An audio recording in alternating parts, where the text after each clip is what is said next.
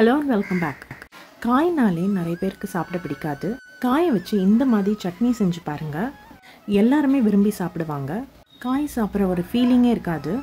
அது செய்கிறதுக்கு முதல்ல ஒரு கடாய் ஹீட் பண்ணிக்கலாம். கடாய் ஹீட் ஆனதும் எண்ணெய் சேர்த்துக்கலாம். எண்ணெய் சூடானதும் கொஞ்சமாக உளுந்து சேர்த்துக்கலாம். உளுந்து செவக்க வறுத்த பிறகு நம்ம நறுக்கி வச்சுருக்க காய் வகைகளை சேர்த்துக்கலாம்.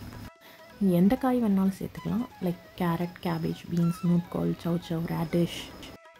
நம்ம கொஞ்சமாக தான் எண்ணெய் சேர்க்குறோம். அந்த எண்ணெயிலே காயெல்லாம் நல்லா வதங்கிடணும்.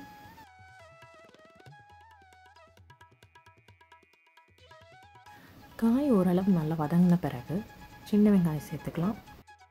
சின்ன வெங்காயம் தான் சேர்க்கணும்னு இல்லை, பட் அது சேர்த்துட்டா ரொம்ப சத்து. சின்ன வெங்காயம் இல்லைன்னா பெரிய வெங்காயம் சேர்த்துக்கலாம். அடுத்ததாக கட் பண்ணி வச்சுருக்க தக்காளி சேர்த்துக்கலாம்.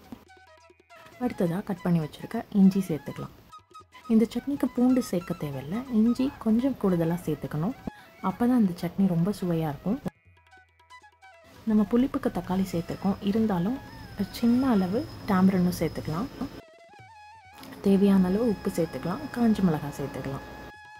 இது எல்லாத்தையும் நல்லா கலந்து விட்டு வதக்கிக்கலாம்.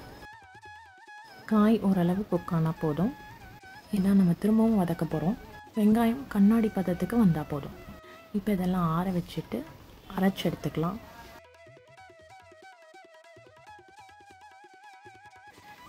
இந்த மாதிரி ஃபைன் பேஸ்ட்டாக அரைச்சி எடுத்துக்கணும்.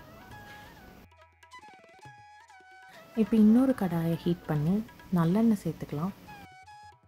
நல்லெண்ணெய் சூடானதும் கடுகு சேர்த்துக்கலாம். கடுகு பொரிஞ்சதும் கருவேப்பிலை சேர்த்துக்கலாம். கருவேப்பிலை பொரிஞ்சதும் பெருங்காயத்தூள் சேர்த்துக்கலாம். நான் இங்கே சேர்க்கலை. அடுத்ததாக மையை அரைச்சி வச்சுருக்க காய் கலவையை சேர்த்துக்கலாம். இது ஒரு 5 to 6 minutes லோ மீடியமில் வச்சு நல்லா வதக்கணும்.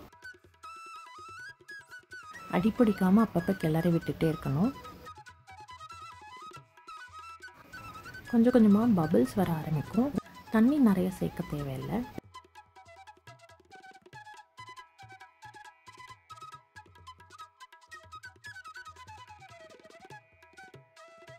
இப்போ பார்த்திங்கன்னா பெருசாக பபிள்ஸ் வர ஆரம்பிக்குது.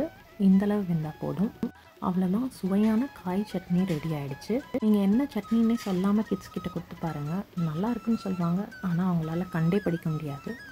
இந்த விதத்தில் அடிக்கடி நம்ம காயை குழந்தைங்களுக்கு சேர்த்துக்கலாம். இந்த சட்னி இட்லி தோசைக்கு ரொம்ப நல்லாயிருக்கும். சாதத்துலேயும் பரட்டி சாப்பிடலாம்.